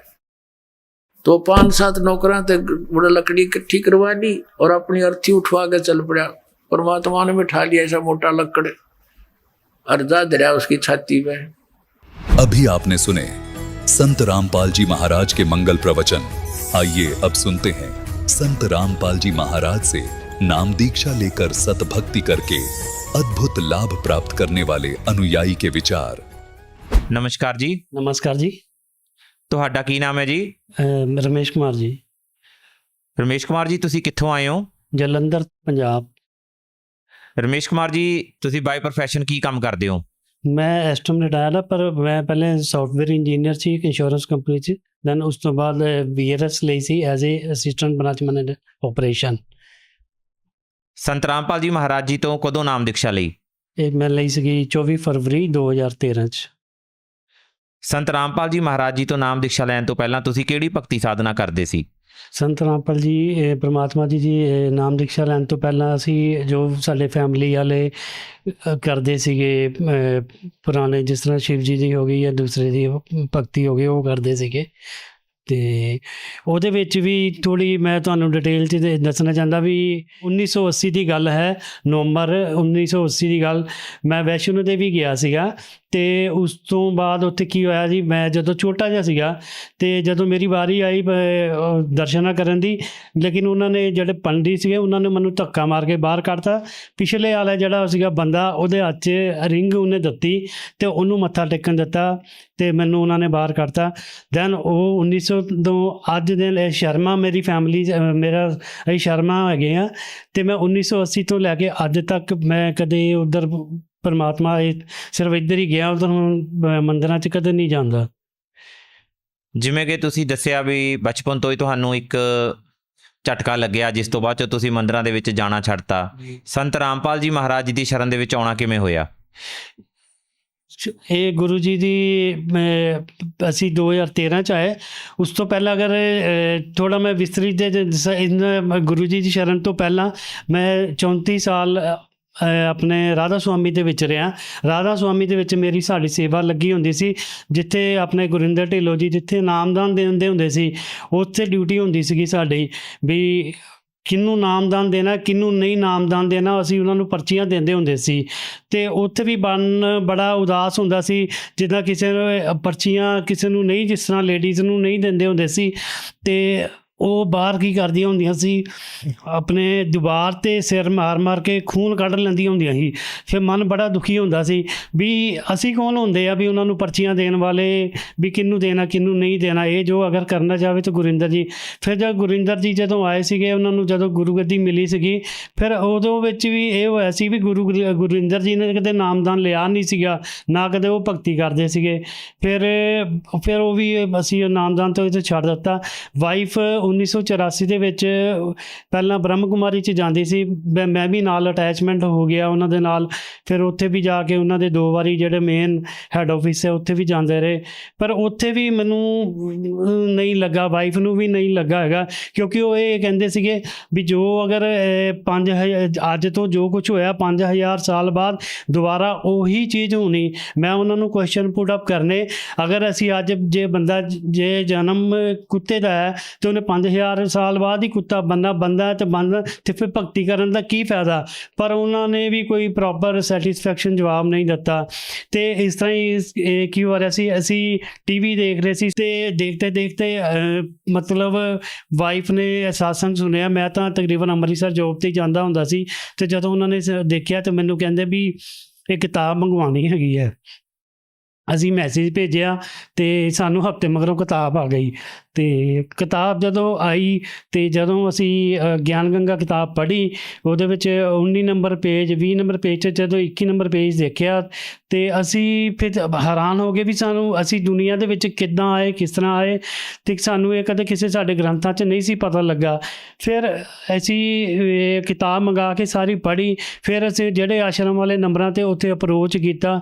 ਅਸੀਂ ਸੋਚਿਆ ਵੀ ਸਿੰਪਲ ਹੀ ਹੋਣਾ, ਜਿੱਦਾਂ ਆਮ ਆਸ਼ਰਮ ਹੁੰਦੇ ਆ, ਵੀ ਉਹਨਾਂ ਨੂੰ ਫੋਨ ਕਰਕੇ ਉਹਨਾਂ ਨੂੰ ਪੁੱਛਿਆ ਵੀ ਅਸੀਂ ਆ ਕੇ ਇੱਕ ਵਾਰੀ ਦੇਖਣਾ ਚਾਹੁੰਦੇ ਹਾਂ, ਅਤੇ ਉਹਨਾਂ ਨੇ ਸਾਨੂੰ ਫੋਨ ਕੀਤਾ ਵੀ ਤੁਸੀਂ ਜਦੋਂ ਮਰਜ਼ੀ ਆ ਜਾਓ। ਅਤੇ ਅਸੀਂ ਫਿਰ 23 ਫਰਵਰੀ ਨੂੰ ਗਏ ਸੀਗੇ, ਅਤੇ ਮੈਂ ਔਰ ਵਾਈਫ ਟ੍ਰੇਨ 'ਚ ਗਏ ਅਤੇ ਬਰਵਾਲਾ ਆਸ਼ਰਮ ਪਹੁੰਚ ਕੇ ਉੱਥੇ ਰਾਤ ਨੂੰ ਪਹੁੰਚੇ। ਅਤੇ ਰਾਤ ਨੂੰ ਪਹੁੰਚ ਕੇ ਅਤੇ ਵਾਈਫ ਨੇ ਤਾਂ ਉਸੇ ਵੇਲੇ ਨਾਮ ਲੈ ਲਿਆ, ਕਿਉਂਕਿ ਉਹਨਾਂ ਨੇ ਦੇਖ ਲਿਆ ਸੀਗਾ, ਸਾਰੀ ਕਿਤਾਬ ਪੜ੍ਹੀ ਸੀ, ਲੇਕਿਨ ਮੈਂ ਉਸ ਦਿਨ ਨਹੀਂ ਸੀ ਲਿਆ। ਮੇਰੀ ਥੋੜ੍ਹੀ ਸੋਚ ਇਹ ਸੀਗੀ ਵੀ ਜਿੱਦਾਂ ਬਾਕੀ ਮੰਦਰਾਂ 'ਚ ਹੁੰਦਾ ਜਾਂ ਗੁਰਦੁਆਰਿਆਂ ਦੇ ਵਿੱਚ ਹੁੰਦਾ, ਇੱਥੇ ਵੀ ਉਹੀ ਸਿਸਟਮ ਹੋਊਗਾ। ਅਤੇ ਸਾਰੀ ਰਾਤ ਮੈਂ ਬਸ ਮਤਲਬ ਤੁਸੀਂ ਸੋਚੋ ਮੇਰੀ ਸੋਚ ਹੀ ਜਿੱਦਾਂ ਦੀ ਹੈਗੀ ਆ, ਮਤਲਬ ਮੈਨੂੰ ਝਟਕੇ ਲੱਗ ਗਏ ਸੀਗੇ ਅਤੇ ਮੈਂ ਉਹੀ ਸੋਚ ਰਿਹਾ। ਫਿਰ ਮੈਂ ਸਾਰੀ ਰਾਤ ਦੇਖਿਆ ਉੱਥੇ ਸਿਸਟਮ, ਮੈਂ ਦੇਖ ਕੇ ਮੈਂ ਅਚੰਭਿਤ ਹੋ ਗਿਆ ਵੀ ਰਾਤ ਨੂੰ 1-1:30 ਵਜੇ ਦੀ ਜਿਸ ਤਰ੍ਹਾਂ ਗੱਲ ਸੀਗੀ, ਮੈਂ ਦੇਖਿਆ ਉਹ ਗੁਰੂ ਜੀ ਦੀ ਮਾਤਾ ਮਤਲਬ ਬਾਹਰ ਆਮ ਜਿੱਥੇ ਅਸੀਂ ਬੈਠੇ ਸੀਗੇ ਉੱਥੇ ਘੁੰਮਣ ਡੇ। ਅਤੇ ਮੈਂ ਇਹ ਹੈਰਾਨ ਹੋ ਗਿਆ, ਮੈਂ ਕਿਹਾ ਆਪਾਂ ਗੁਰਿੰਦਰ ਜੀ ਜਿਹੜੇ ਹੈਗੇ ਆ, ਜਿਸ ਤਰ੍ਹਾਂ ਉਹਨਾਂ ਦੀ ਫੈਮਿਲੀ ਆ, ਉਹ ਤਾਂ ਵੱਡੇ ਮਹਿਲਾਂ 'ਚ ਰਹਿੰਦੇ, ਪਰ ਇਹ ਪਰਮਾਤਮਾ ਦੇ ਬੱਚੇ, ਉਹਨਾਂ ਦੀ ਆਪਣੀ ਫੈਮਿਲੀ ਸੀਗੇ, ਉਹਨਾਂ ਦੀਆਂ ਲੜਕੀਆਂ ਵੀ ਸੀਗੀਆਂ, ਜਵਾਈ ਵੀ ਸੀ। ਮੈਂ ਸਾਰਿਆਂ ਨੂੰ ਦੇਖਿਆ ਉੱਥੇ ਹੀ ਬਾਹਰ ਆਪਣੇ ਜਿਸ ਤਰ੍ਹਾਂ ਆਮ ਬੈਠੇ ਸੀਗੇ, ਆਮ ਜਨਤਾ ਬੈਠੀ, ਭਗਤ ਬੈਠੇ ਸੀਗੇ, ਅਤੇ ਉਹ ਵੀ ਉੱਦਾਂ ਹੀ ਬੈਠੇ ਸੀਗੇ, ਅਤੇ ਖਾਣਾ ਵੀ ਭੰਡਾਰਾ ਵੀ ਉੱਥੇ ਉਹੀ ਚੀਜ਼ ਖਾ ਰਹੇ ਸੀ। ਮੈਂ ਹੈਰਾਨ ਹੋ ਗਿਆ, ਮੈਂ ਕਿਹਾ ਇਹ ਤਾਂ ਮੈਂ ਜ਼ਿੰਦਗੀ 'ਚ ਪਹਿਲੀ ਵਾਰੀ ਵੇਖੀ ਹੈਗੀ ਹੈ। ਅਤੇ ਫਿਰ ਮੈਂ ਅਗਲੇ ਦਿਨ ਫਿਰ ਮੈਂ ਪਰਮਾਤਮਾ ਜੀ ਕੋਲ ਨਾਮਦਾਨ ਲਿਆ। ਸੰਤ ਰਾਮਪਾਲ ਜੀ ਮਹਾਰਾਜ ਜੀ ਤੋਂ ਨਾਮ ਦੀਕਸ਼ਾ ਲੈਣ ਤੋਂ ਬਾਅਦ 'ਚੋਂ ਤੁਹਾਨੂੰ ਕੀ ਲਾਭ ਪ੍ਰਾਪਤ ਹੋਏ? ਪਰਮਾਤਮਾ ਜੀ ਤੋਂ ਨਾਮਦਾਨ ਦੀਕਸ਼ਾ ਲੈਣ ਤੋਂ ਬਾਅਦ ਤਾਂ ਦੇਖਦਾ ਹੈ ਆਪਣੀ ਭਗਤੀ, ਸਹੀ ਭਗਤੀ ਮਿਲ ਗਈ। ਉਹ ਮੈਨੂੰ ਬਹੁਤ ਹੋਇਆ ਵੀ ਚਲੋ ਸਾਡਾ ਜ਼ਿੰਦਗੀ ਦਾ ਜੋ ਮੇਨ ਮਕਸਦ ਸੀਗਾ, ਮੋਕਸ਼ ਦਾ ਵੀ ਸੀਗਾ, ਉਹ ਕਿਸ ਤਰ੍ਹਾਂ ਹੈਗੀ। ਔਰ ਜੋ ਵੇਦਾਂ ਪੁਰਾਣਾਂ ਦੇ ਵਿੱਚ ਭਗਤੀ ਜਿੱਦਾਂ ਉਹਦੇ ਹਿਸਾਬ ਨਾਲ ਆਪਾਂ ਨੂੰ ਉਹ ਮਿਲ ਗਈ। ਦੂਸਰੀ ਇਹ ਸੀਗੀ ਵੀ ਚਲੋ ਦੂਸਰੀ ਦੁਨਿਆਵੀ ਭਗਤੀਆਂ ਵੀ ਹੁੰਦੀਆਂ, ਆਪਣੀ ਸਰੀਰਕ ਭਗਤੀ ਜਿਹਨੂੰ ਕਹਿੰਦੇ ਆ, ਉਹਦੇ ਵਿੱਚ ਬੰਦਾ ਭਗਤੀ ਜਦੋਂ ਕਰਦਾ ਵੀ ਕੋਈ ਦੁੱਖਾਂ ਵਾਸਤੇ ਕਰਦਾ ਜਾਂ ਕੋਈ ਸਰੀਰਕ ਕਸ਼ਟ ਹੁੰਦੇ ਆ। ਅਤੇ ਜਿੱਦਾਂ ਸ਼ੂਗਰ ਮੇਰੀ ਬਹੁਤ ਹਾਈ ਹੁੰਦੀ ਸੀ, 385 ਮੋਰ ਦੈਨ 400, ਪਰ ਉਹ ਬਾਅਦ ਦੇ ਵਿੱਚ ਜਦੋਂ ਪਰਮਾਤਮਾ ਜੀ ਕੋ ਨਾਮਦਾਨ ਲਿਆ, ਥੋੜ੍ਹੇ ਸਮੇਂ ਬਾਅਦ ਉਹ ਬਿਲਕੁਲ 2-3 ਮਹੀਨੇ ਬਾਅਦ ਨੋਰਮਲੀ ਤਕਰੀਬਨ ਆ ਗਈ। ਪਹਿਲਾਂ 2-3 ਮਹੀਨੇ ਬਾਅਦ 200 ਦੇ ਕਰੀਬ ਆ ਗਈ। ਫਿਰ ਪਰ ਮੈਂ ਮੈਡੀਸਨ ਨਹੀਂ ਸੀ ਕਦੇ ਖਾਂਦਾ। ਮੈਂ ਜਦੋਂ ਦੀ ਫਿਰ ਭਗਤੀ ਕੀਤੀ ਫਿਰ ਮੈਡੀਸਨ ਛੱਡ ਦਿੱਤੀ ਸੀ। ਫਿਰ ਆਪਣੇ ਆਪ ਹੀ ਬਿਲਕੁਲ ਨੋਰਮਲ ਆ ਗਈ, ਸਭ ਕੁਝ ਹੋ ਗਿਆ ਪਰਮਾਤਮਾ ਜੀ ਦੇ। ਅਤੇ ਬਾਕੀ ਪਰਮਾਤਮਾ ਜੀ ਦੇ ਨਾਮਦਾਨ ਤੋਂ ਬਾਅਦ ਵੀ ਇਸ ਤਰ੍ਹਾਂ ਹੋਇਆ, ਬਿਟੀਆ ਜਿਸ ਤਰ੍ਹਾਂ ਮੇਰੀ ਮੈਰਿਜ ਸੀਗੀ ਅਤੇ ਪਰਮਾਤਮਾ ਜੀ ਜਦੋਂ ਆਪਣੀ ਨਾਮਦਾਨ ਜਿਸ ਤਰ੍ਹਾਂ ਆਪਣੇ ਦਿੰਦੇ ਹੈਗੇ, ਉਹਨਾਂ ਵਿੱਚ ਨਿਯਮ ਵੀ ਹੈਗੇ ਆ ਵੀ ਤੁਸੀਂ ਜੋ ਕੁਛ ਅਗਰ ਕਰਨਾ ਹੈਗਾ, ਨਾ ਕਿਸੇ ਕੋ ਕੁਛ ਲੈਣਾ, ਨਾ ਕਿਸੇ ਨੂੰ ਦੇਣਾ, ਅਤੇ ਨਾ ਨਸ਼ਾ ਕਰਨਾ, ਨਾ ਕਿਸੇ ਨੂੰ ਕਰਨ ਦੇਣਾ। ਈਵਨ ਦੈਨ ਜਦੋਂ ਕੋਈ ਮੈਰਿਜ ਵੀ ਹੁੰਦੀ ਹੈ ਤੁਸੀਂ ਆਪਣੇ ਬੱਚਿਆਂ ਦੀ ਕਰਨੀ। ਰਮੈਨੀ ਸਿਸਟਮ ਹੁੰਦਾ ਗੁਰੂ ਜੀ ਦਾ, ਸਾਡੇ ਇੱਥੇ ਰਮੈਨੀ ਸਿਸਟਮ ਹੈ। 17 ਦੇ ਮਿੰਟਾਂ ਦੇ ਵਿੱਚ ਵਿਆਹ ਹੋ ਜਾਂਦਾ, ਪਰ ਉਹਦੇ ਵਿੱਚ ਨਾ ਕੁਛ ਲੱਤਾ ਜਾਂਦਾ, ਨਾ ਕੁਛ ਦਿੱਤਾ ਜਾਂਦਾ ਹੈਗਾ। ਅਤੇ ਉਹਦੇ ਵਿੱਚ ਜਦੋਂ ਅਸੀਂ ਬਿਟੀਆ ਮੇਰੀ ਸੀ, ਜਦੋਂ ਮੈਰਿਜ ਕਰਨੀ ਸੀ, ਜਾਂ ਗੁਰੂ ਜੀ ਨੇ ਸਾਨੂੰ ਉਦੇਸ਼ ਦਿੱਤਾ ਸੀਗਾ ਵੀ ਕੁਛ ਲੈਣਾ ਦੇਣਾ ਨਹੀਂ ਹੈ, ਪਰ ਉਹਨਾਂ ਦੀਆਂ ਡਿਮਾਂਡਸ ਬਹੁਤ ਸੀਗੀਆਂ। ਉਹ ਕਹਿੰਦੇ ਸੀਗੇ ਵੀ ਉਹਨਾਂ ਦੀ ਫੈਮਲੀਜ਼ ਕੋਈ ਅਮਰੀਕਾ ਰਹਿੰਦੀ ਸੀ, ਕੋਈ ਨਿਊਜ਼ੀਲੈਂਡ ਰਹਿੰਦੀ, ਸੈਟਲ ਫੈਮਲੀ ਸੀ। ਉਹ ਕਹਿੰਦੇ ਸੀ ਅਸੀਂ ਕਰਨੀ ਬੜੀ ਹਾਈ ਫਾਈ ਨਾਲ ਮੈਰਿਜ ਕਰਨੀ ਹੈ, ਇਹ ਕਰਾਂਗੇ, ਸਗਨ ਕਰਾਂ। ਅਸੀਂ ਟੋਟਲੀ ਮਨਾ ਕਰਤਾ। ਅਸੀਂ ਕਿਹਾ ਮੈਰਿਜ ਕਰਨੀ ਹੈ ਅਤੇ ਕੁਛ ਨਾ ਕੁਛ ਲੈਣਾ, ਨਾ ਕੁਛ ਦੇਣਾ, ਪਰ ਉਹ ਨਹੀਂ ਮੰਨੇ, ਕਹਿੰਦੇ ਅਸੀਂ ਇੱਦਾਂ ਹੀ ਕਰਨਾ। ਪਰ ਪਰਮਾਤਮਾ ਦੀ ਪਤਾ ਨਹੀਂ ਕੀ ਰਜ਼ਾ ਹੋਈ, ਉਹਨਾਂ ਨੇ ਬਾਅਦ 'ਚ ਸਭ ਕੁਛ, ਅਸੀਂ ਨਾ ਕੁਛ ਨਾ ਲਿਆ, ਨਾ ਕੁਛ ਦਿੱਤਾ। ਈਵਨ ਦੈਨ ਅਸੀਂ ਉਹ ਜਿਹੜੀ ਇੱਕ ਸਰਕਾਰੀ ਜੋ ਸਿਸਟਮ ਹੁੰਦਾ ਹੈ, ਜਦੋਂ ਆਪਾਂ ਕੋਈ ਵੀ ਮੈਰਿਜ ਕਰਦੇ ਹਾਂ ਉਹਦੀ ਇੱਕ ਰਜਿਸਟ੍ਰੇਸ਼ਨ ਜ਼ਰੂਰੀ ਹੁੰਦੀ ਹੈ। ਅਤੇ ਉਦੋਂ ਜਦੋਂ ਇਹਨਾਂ ਦੀ ਆਪਾਂ, ਕਿਉਂਕਿ ਉਹ ਅਨੁਪਦੇਸ਼ੀ ਸੀਗੇ ਔਰ ਅਸੀਂ ਉਪਦੇਸ਼ੀ ਸੀਗੇ, ਮੈਰਿਜ ਕੀਤੀ ਅਤੇ ਉਹ ਸਿਰਫ ਗੁਰਦੁਆਰੇ 'ਚ ਮੈਰਿਜ ਕੀਤੀ ਸੀਗੀ ਤਾਂ ਕਿ ਆਪਾਂ ਇੱਕ ਰਜਿਸਟ੍ਰੇਸ਼ਨ ਵਾਲੀ ਫਾਰਮੈਲਿਟੀ ਪੂਰੀ ਕਰੀਏ। ਔਰ ਸਾਡੇ ਉਹ ਸਿਰਫ 33 ਜਾਂ 3400 ਰੁਪਇਆ ਲੱਗਾ ਸੀ, ਉਹ ਵੀ ਜੋ ਉਹਨਾਂ ਦੀ ਮਿਨੀਮਮ ਫੀਸ ਹੁੰਦੀ ਹੈ, ਅਤੇ ਉਹ ਸਿਰਫ ਦਿੱਤੀ ਸੀ, ਨਾ ਕੁਛ ਲਿਆ, ਨਾ ਕੁਛ ਦਿੱਤਾ। ਜਦ ਕਿ ਉਹਨਾਂ ਦੀ ਜਿੱਦ ਸੀ ਅਸੀਂ ਇੰਨਾ ਕੁਛ ਕਰਾਂਗੇ, ਸਾਡੀ ਫੈਮਿਲੀ ਇੰਨੀ, ਮਤਲਬ ਇੰਨੇ ਬੰਦੇ ਆਉਣਗੇ, ਇੰਨੇ ਆਉਣਗੇ। ਪਰਮਾਤਮਾ ਨੇ ਕੀ ਰਜ਼ਾ ਕੀਤੀ ਮੈਨੂੰ ਨਹੀਂ ਪਤਾ। ਸਾਡੇ ਘਰ 'ਚੋਂ ਮੇਰੀ ਵਾਈਫ, ਮੇਰਾ ਬੇਟਾ ਔਰ ਬਿਟੀਆ, ਔਰ ਦੂਸਰੇ ਪਾਸੇ ਉਹ ਲੜਕਾ ਬਾਹਰੋਂ ਆਇਆ ਸੀ ਕੈਨੇਡਾ ਤੋਂ, ਉਹਦੀ ਮਦਰ ਅਤੇ ਉਹਦੀ ਮਤਲਬ ਫਾਦਰ, 3 ਜਾਣੇ ਉਹ ਅਤੇ 4 ਜਾਣੇ ਉਹ, ਕੋਈ ਬਾਕੀ ਨਹੀਂ ਆਇਆ। ਪਰਮਾਤਮਾ ਦੀ ਇਹ ਬੜੀ ਰਜ਼ਾ ਹੋਈ। ਸਰ ਮੈਂ ਤੁਹਾਨੂੰ ਇੱਕ ਹੋਰ ਚੀਜ਼ ਦੱਸਣਾ ਚਾਹੁੰਦਾ ਵੀ ਪਰਮਾਤਮਾ ਨੇ ਮਤਲਬ ਕਿਸ ਤਰ੍ਹਾਂ ਹੋਰ ਲਾਭ ਤਾਂ ਤਕਰੀਬਨ ਮਿਲਦੇ ਹੀ ਰਹਿੰਦੇ ਹੈਗੇ ਆ। ਇਸ ਤਰ੍ਹਾਂ ਮੈਂ ਇੱਕ ਵੈਸੇ ਤੁਹਾਨੂੰ ਹੋਰ ਚੀਜ਼ ਦੱਸਣਾ, ਜਿਸ ਤਰ੍ਹਾਂ ਬਿਟੀਆ ਬਾਰੇ ਦੱਸਿਆ, ਇੱਦਾਂ ਹੀ ਆਪਣੇ ਮੈਂ ਬੇਟੇ ਬਾਰੇ ਦੱਸਣਾ ਚਾਹੁੰਦਾ। ਬੇਟਾ ਮੇਰਾ ਰੀਸੈਂਟਲੀ ਹੁਣ ਉੱਥੇ ਕੈਨੇਡਾ ਗਿਆ ਸੀ। ਜਿਸ ਜਗ੍ਹਾ ਗਿਆ ਉਹ ਰਿਮੋਟ ਏਰੀਆ, ਨਾ ਸਾਡਾ ਕੋਈ ਉੱਧਰ ਹੈ, ਨਾ ਕੋਈ ਲੈਣਾ, ਨਾ ਕੋਈ ਦੇਣਾ, ਅਤੇ ਨਾ ਕੋਈ ਰਿਸ਼ਤੇਦਾਰ ਸੀਗੇ, ਅਤੇ ਸਾਨੂੰ ਇੰਨੀ ਪਰੇਸ਼ਾਨੀ ਸੀਗੀ ਵੀ ਬੇਟੇ ਨੂੰ ਕਿੱਦਾਂ ਭੇਜਾਂ। ਮੈਂ ਤੁਹਾਨੂੰ ਮੈਂ ਇਹ ਨਹੀਂ ਦੱਸਣਾ ਚਾਹੁੰਦਾ ਵੀ ਮੈਂ ਕੋਈ ਇੱਧਰ ਉੱਧਰ ਦੀਆਂ ਗੱਲਾਂ, ਤਾਂ ਮੈਂ ਮਿਰਾਕਲ ਦੱਸਣਾ ਚਾਹੁੰਦਾ ਵੀ ਪਰਮਾਤਮਾ ਕਿਸ ਤਰ੍ਹਾਂ ਬੰਦੇ ਦੀ ਮਦਦ ਕਰਦੇ ਹੈਗੇ, ਉਹ ਆਪਣੇ ਆਪ ਹੀ ਕਰਦੇ ਆ। ਜਿਸ ਤਰ੍ਹਾਂ ਬੇਟੇ ਨੇ ਜਾਣਾ ਸੀਗਾ, 4 ਦਿਨ ਪਹਿਲਾਂ ਸਾਡੇ ਕੋਲ ਕੋਈ ਸਿਸਟਮ ਨਹੀਂ ਸੀ ਹੈਗਾ ਵੀ ਉਹਨੂੰ ਬੇਟੇ ਨੂੰ ਕਿੱਦਾਂ ਐਡਜਸਟ ਕਰਨਾ। ਅਤੇ ਫਿਰ ਗੁਰੂ ਜੀ ਦੇ ਉੱਥੇ ਆਪਾਂ ਪੁੱਛਿਆ ਵੀ ਉੱਧਰ ਕੋਈ ਮਤਲਬ ਕੋਈ ਨਾਮਦਾਨ ਸੈਂਟਰ ਹੈ ਜਾਂ ਨਹੀਂ ਹੈ। ਅਤੇ ਜਿਹੜਾ ਨਾਮਦਾਨ ਸੈਂਟਰ ਸੀਗਾ ਪਤਾ ਨਹੀਂ ਪਹਿਲੇ 1000-1500 ਕਿਲੋਮੀਟਰ ਦੂਰ ਸੀਗਾ। ਅਤੇ ਜਦੋਂ ਉੱਥੇ ਫੋਨ ਕੀਤਾ ਅਤੇ ਉਹਨਾਂ ਨੇ ਕਿਹਾ ਵੀ ਉਹ ਜਿਹੜਾ ਨਾਮਦਾਨ ਸੈਂਟਰ ਆ ਉਹ ਹੁਣ ਉੱਥੇ ਲਾਗੇ ਆ ਗਿਆ ਜਿੱਥੇ ਬੇਟੇ ਨੇ ਜਾਣਾ ਸੀ।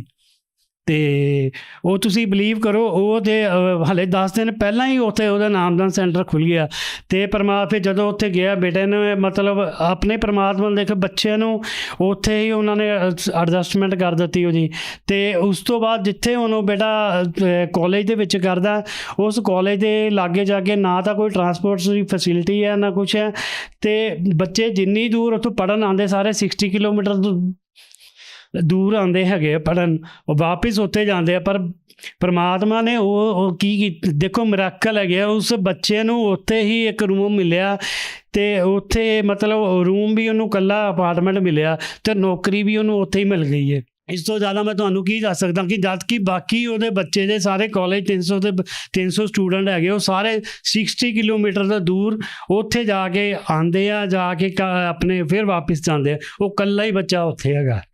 ਰਮੇਸ਼ ਕੁਮਾਰ ਜੀ, ਜਿਵੇਂ ਤੁਸੀਂ ਦੱਸਿਆ ਵੀ ਤੁਸੀਂ ਪੜ੍ਹੇ ਲਿਖੇ ਹੋ, ਜ਼ਿਆਦਾਤਰ ਲੋਕ ਜੋ ਸੰਤ ਮਾਰਗ ਤੇ ਲੱਗਦੇ ਨੇ ਉਹਨਾਂ ਨੂੰ ਕਿਹਾ ਜਾਂਦਾ ਵੀ ਉਹ ਅੰਧ ਵਿਸ਼ਵਾਸ ਦੇ ਤਹਿਤ ਸੰਤ ਮਾਰਗ ਦੇ ਉੱਤੇ ਲੱਗਦੇ ਨੇ। ਤੁਸੀਂ ਇਸ ਬਾਰੇ ਕੀ ਕਹਿਣਾ ਚਾਹੋਗੇ? ਨਹੀਂ, ਅੰਧ ਵਿਸ਼ਵਾਸ ਦੀ ਤਾਂ ਇਸ ਤਰ੍ਹਾਂ ਨਹੀਂ, ਉਹ 'ਚ ਪ੍ਰਮਾਤਮਾ ਦੀ ਜੋ ਕੁਝ ਵੀ ਚੀਜ਼ ਦੱਸਦੇ ਆਪਣੇ ਵੱਲੋਂ ਕੁਝ ਨਹੀਂ ਦੱਸਦੇ। ਇੱਕ ਇੱਕ ਚੀਜ਼ ਉਹ ਪਹਿਲਾਂ ਉਹ ਤੁਹਾਨੂੰ ਉਹ ਦਿਖਾਉਂਦੇ ਆ, ਗੀਤਾ ਦੀ ਖੋਲ੍ਹ ਕੇ ਦਿਖਾਉਂਦੇ ਆ, ਦੂਸਰੇ ਸਾਰੇ ਵੀ ਜੋ ਵੀ ਗ੍ਰੰਥ ਹੈਗੇ ਇੱਕ ਇੱਕ ਚੀਜ਼ ਉਂਗਲ ਦੇ ਨਾਲ ਦਿਖਾਉਂਦੇ ਆ, ਸ਼ਲੋਕ ਦੱਸਦੇ ਵੀ ਇਹ ਸ਼ਲੋਕ ਨੰਬਰ ਹੈ, ਇਹ ਅਧਿਆਇ ਨੰਬਰ ਇੰਨਾ, ਸਾਰੀਆਂ ਚੀਜ਼ਾਂ ਉਹ ਦੱਸਦੇ, ਆਪਣੇ ਵੱਲੋਂ ਕੋਈ ਚੀਜ਼ ਨਹੀਂ ਦੱਸਦੇ।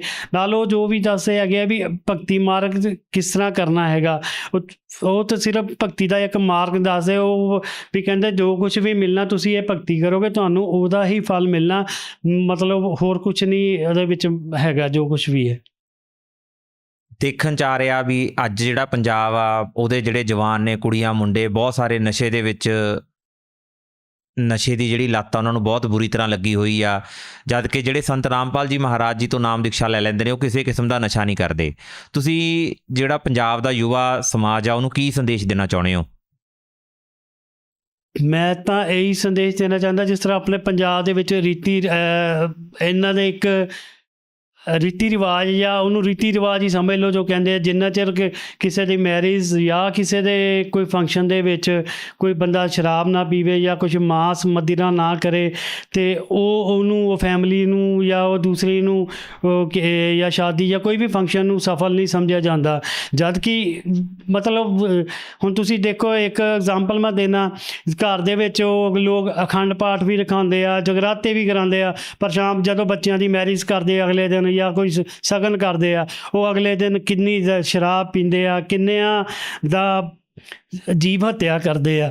ਮਤਲਬ ਸੋਚ ਉਹਨਾਂ ਦੀ ਦੇਖੋ ਕਿੱਥੇ ਤੱਕ ਮੈਂਟੈਲਿਟੀ ਹੈਗੀ ਹੈ। ਇੱਕ ਪਾਸੇ ਆਪਾਂ ਪਰਮਾਤਮਾ ਦੇ ਨਾਮ ਕਰਾਉਂਦੇ, ਅਗਲੇ ਦਿਨ ਕਿੰਨੀਆਂ ਜੀਵ ਹੱਤਿਆ ਕਰਦਾ ਹੈ। ਅਤੇ ਇਹ ਇੱਕ ਇਹਨਾਂ ਦਾ ਪੰਜਾਬੀਆਂ ਦਾ ਜਾਂ ਪੰਜਾਬ ਵਾਲਿਆਂ ਦਾ ਸਟੇਟਸ ਸੀਗਾ ਵੀ ਨਸ਼ਾ ਵਗੈਰਾ ਕਰਦੇ ਹੀ ਜਾਂ ਨਾ ਕਰੋ। ਪਰਮਾਤਮਾ ਦੇਖੋ, ਪਰਮਾਤਮਾ ਜੀ ਦੇ ਬੱਚੇ ਜਿਹੜਾ ਹੈਗੇ, ਪਰਮਾਤਮਾ ਦੀ ਪਹਿਲੀ ਇੱਕ ਇਹੀ ਹੈਗੀ ਆ, ਜਦੋਂ ਵੀ ਆਪਾਂ ਕੋਈ ਨਾਮ ਦੀਕਸ਼ਾ ਲੈਣੇ ਹੈਗੇ ਆ, ਉਹਨਾਂ ਦੀ ਕੰਡੀਸ਼ਨ ਪਹਿਲੀ ਹੈਗੀ ਆ, ਨਾ ਤੁਸੀਂ ਨਸ਼ਾ ਕਰਨਾ, ਨਾ ਕਿਸੇ ਨੂੰ ਨਸ਼ਾ ਕਰਨ ਦੇਣਾ, ਨਾ ਕਿਸੇ ਨਸ਼ਾ ਕਰਨ ਦੇ ਸਹਿਯੋਗ ਕਰਨਾ ਹੈਗਾ। ਤੇ ਗੁਰੂ ਜੀ ਦੇ ਜਿੰਨੇ ਵੀ ਆਪਣੇ ਸ਼ਿਸ਼ੇ ਹੈਗੇ ਆ ਜਾਂ ਜਿੰਨੇ ਵੀ ਭਗਤ ਉਹਨਾਂ ਦੇ ਜਿਨ੍ਹਾਂ ਨੇ ਨਾਮਦਾਨ ਲੱਤਾ, ਗੁਰੂ ਇਹ ਪੂਰੇ ਵਰਲਡ ਦੇ ਵਿੱਚ ਆਪਣਾ, ਮੈਂ ਤੁਹਾਨੂੰ ਡੰਕੇ ਦੀ ਚੋੜ ਨਾਲ ਕਹਿ ਸਕਦਾ, ਨਾ ਉਹ ਨਸ਼ਾ ਕਰਦੇ ਆ, ਨਾ ਉਹ ਕਰਨ ਦਿੰਦੇ ਆ ਕਿਸੇ ਨੂੰ, ਔਰ ਨਾ ਹੀ ਕਿਸੇ ਕੋ ਅਗਰ ਕੋਈ ਬੰਦਾ ਕਹਿੰਦਾ ਮੈਨੂੰ ਇਹ ਕੋਈ ਬੀੜੀ ਸਿਗਰਟ ਆਹ ਫਲਾਨੀ ਚੀਜ਼ ਲਿਆ, ਅਗਰ ਤੁਸੀਂ ਉਹਨਾਂ ਨੂੰ ਪੈਸੇ ਵੀ ਆਫਰ ਕਰ ਦਿਓ ਵੀ ਇਹ ਮੈਨੂੰ ਚੀਜ਼ ਲਿਆ ਕੇ ਦੇ ਦਿਓ, ਈਵਨ ਦੈਨ ਉਹਨਾਂ ਬੱਚੇ, ਉਹਨਾਂ ਦੇ ਬੱਚਿਆਂ ਨੂੰ ਵੀ, ਪਰ ਉਹ ਕੋਈ ਨਹੀਂ ਲਿਆ ਕੇ ਦੇਗਾ ਜਿਹੜੇ ਵੀ ਆਪਣੇ ਪਰਮਾਤਮਾ ਨੇ ਜਿਨ੍ਹਾਂ ਨੇ ਉੱਥੋਂ ਨਾਮਦਾਨ ਲੱਤਾ ਹੋਇਆ। ਅਤੇ ਮੈਂ ਤਾਂ ਇਹੀ ਤੁਹਾਨੂੰ ਦੇਖੋਗਾ ਕਿ ਵੀ ਇਹ ਨਸ਼ੇ ਦੇ ਵਿੱਚ ਦੇਖੋ ਕਿੰਨੀ ਹਾਲਤ ਖਰਾਬ ਹੁੰਦੀ ਹੈ। ਲੋਕ ਤਕਰੀਬਨ ਹਰ ਪਿੰਡਾਂ ਦੇ ਵਿੱਚ ਕਿੰਨੇ ਬੰਦੇ ਬੱਚੇ ਮਰਦੇ ਆ, ਉਹ ਕਰਦੇ ਆ। ਅਤੇ ਇਹ ਅਸੀਂ ਅਗਰ ਆਪਾਂ ਲੋਕ ਨਸ਼ਾ ਆਪਣੇ ਛਡਾਉਣ ਦੇ ਵਿੱਚ ਕਿੰਨੇ ਪੈਸੇ ਖਰਚ ਕਰਦੇ ਆ, ਨਸ਼ਾ ਛਡਾਓ ਕੇਂਦਰਾਂ 'ਚ ਜਾਂਦੇ ਆ, ਉਹ ਕੋਈ ਜਾਂਦੇ, ਪਰ ਪਰਮਾਤਮਾ ਜੀ ਕਹਿੰਦੇ ਤੁਸੀਂ ਇੱਕ ਵਾਰੀ ਇਹ ਭਗਤੀ ਕਰੋ, ਇੱਕ ਵਾਰੀ ਨਾਮਦਾਨ ਲੈ ਲਓ, ਤੁਹਾਨੂੰ ਮੈਂ ਗਰੰਟੀ ਦੇਣਾ ਹੈਗਾ ਵਾ ਤੁਸੀਂ ਇਹ ਬਿਲਕੁਲ ਨਸ਼ਾ ਇਨ ਫਿਊਚਰ ਕਦੇ ਕਰੋਗੇ ਵੀ ਨਹੀਂ, 100% ਗਰੰਟੀ ਵੀ ਦਿੰਦੇ ਆ। ਹੁਣ ਜਿਸ ਤਰ੍ਹਾਂ ਤੁਹਾਡੇ ਬੱਚੇ ਆ ਜਾਂ ਕੋਈ ਵੀ ਆਪਾਂ ਕੋਈ ਨਸ਼ਾ ਕਰਦੇ ਆ, ਅਤੇ ਜੇ ਆਪਾਂ ਉਹੀ ਆਪਣੇ ਬੱਚਿਆਂ ਨੂੰ ਭਗਤੀ ਮਾਰਗ 'ਤੇ ਲਵਾ ਕੇ ਨਾਮਦਾਨ ਦਵਾ ਕੇ ਜੇ ਨਸ਼ਾ ਸਾਬਰਾ ਛੁਡਾ ਸਕਦੇ ਹਾਂ, ਅਤੇ ਇਸ ਤੋਂ ਵਧੀਆ ਹੋਰ ਕੀ ਹੋ ਸਕਦਾ।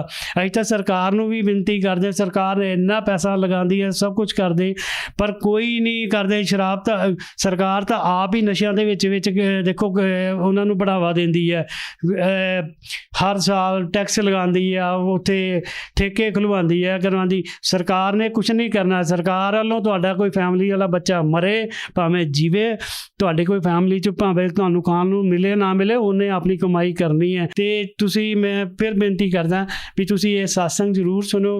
ਗੁਰੂ ਜੀ ਦੀ ਸੰਤ ਰਾਮਪਾਲ ਜੀ ਮਹਾਰਾਜ ਜੀ ਦੀ ਐਪ ਹੈਗੀ, ਉਹ ਡਾਊਨਲੋਡ ਕਰਕੇ ਸਤਸੰਗ ਸੁਣੋ, ਕੁਛ ਨਾ ਕੁਛ ਤਾਂ ਤੁਹਾਨੂੰ ਜ਼ਰੂਰ ਮਿਲੇਗਾ। ਬੰਦਾ ਇਹ ਨਾ ਸੋਚੋ ਵੀ ਮੈਂ ਉੱਥੇ ਜਾਣਾ ਵੀ ਮੈਨੂੰ ਇੰਨੇ ਪੈਸੇ ਦੇਣੇ ਪੈਣੇ ਹੈਗੇ ਆ, ਇਹ ਮਤਲਬ ਟੋਟਲੀ ਫ੍ਰੀ ਆਫ ਕਾਸਟ ਹੈ। ਪਰ ਇੱਕ ਹੱਥ ਜੋੜ ਕੇ ਬੇਨਤੀ ਹੈ ਕਿ ਤੁਸੀਂ ਆਪਣਾ ਸਤਸੰਗ ਗੁਰੂ ਜੀ ਦਾ ਜ਼ਰੂਰ ਸੁਣੋ ਤੇ ਆਪਣੇ ਕਲਿਆਣ ਕਰਾਓ। ਬਹੁਤ ਬਹੁਤ ਧੰਨਵਾਦ ਜੀ। ਧੰਨਵਾਦ ਜੀ।